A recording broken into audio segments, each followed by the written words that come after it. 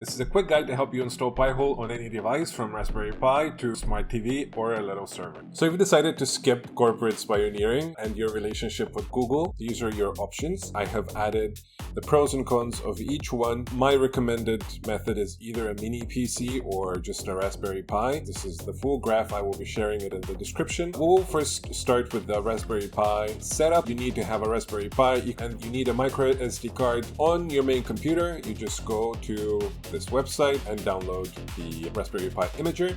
Then you go to Balena Etcher to get the Balena Etcher. And afterwards you need to flash the micro SD card. Finally, you insert the micro SD into your Raspberry Pi, connect it to the Ethernet, power on. You have to find your IP address. The best way of doing it is through a router. That's how I've done it in the past. And go to your computer terminal, connect to the IP address of the Raspberry Pi, curl, install, and finally you have to install it. I highly recommend you install Unbound as well, next to the Pi-hole. And these are the optional instructions from your browser. Go to this link, copy the pihole.conf file. Then you need to follow these steps.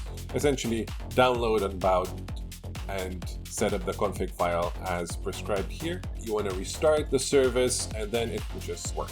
Now we want to disable the additional DNS resolving services. So from your dashboard, you go over to settings, DNS, and just tick everything. Make sure that you have the Unbound URL here. For me, it was 5335, but for you, it might be something different. You want to make sure that everything is working. So you go to the IP address /admin. Additionally, I highly recommend you add your block lists. This step is the same for everything, but I will just cover it now. You go to this URL. This is honestly by far the best list of a DNS block lists you can get. Make sure to read the instructions. They have different tiers. I am running Pro myself, but due warning, it actually makes it a pain in the ass sometimes, and I do have to turn it off from time to time.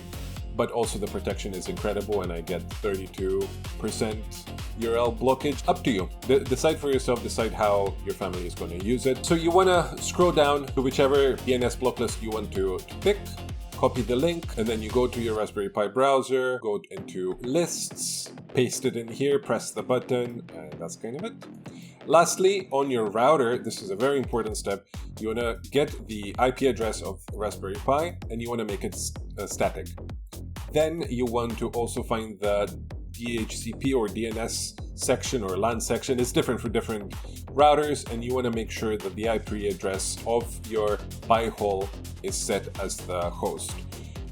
How this works is most systems end up using the router's recommended DHCP resolution service, so you just want to set it there and it will work. Now, the other steps are super quick.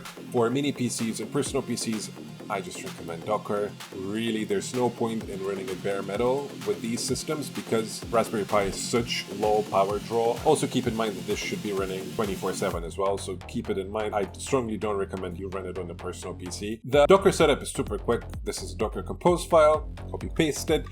You might end up hitting a problem with the ports. Docker will just tell you, hey, I have a problem with ports, they're already being used, so you want to change the 53 to something else. And that's really it. From there, the services will talk to each other. From the terminal, you just run it as a background service. It's already set as restart unless stopped, meaning that every time Docker is started, which it will start every time your computer is started, the service is going to run. So you don't really have to stress about anything. You just want to run this once, set it and forget it style. And then on your router, again, make sure that you set the Pi-hole IP address as static. And then, yeah, follow the block list installation, which I mentioned earlier in the video, and then you're done. Congratulations. There's also a few other ones that I've mentioned in here. If you're running Proxmox, you just want to be using the helper scripts. There's really no point in using anything else. Go here, copy the Git link, then follow the instructions, and then it's ready. That's really it. And pick your block lists. Make sure that the IP address is static. This line is quite mandatory. Now, since I promised that you'll be able to run it on any device you have, a NAS, smart fridge, Asia television, or AWS, or whatever you might want to do, don't do this. Please, just stop. Just stop. And that is it. Get a Raspberry Pi. Thank you for watching. Have a great day.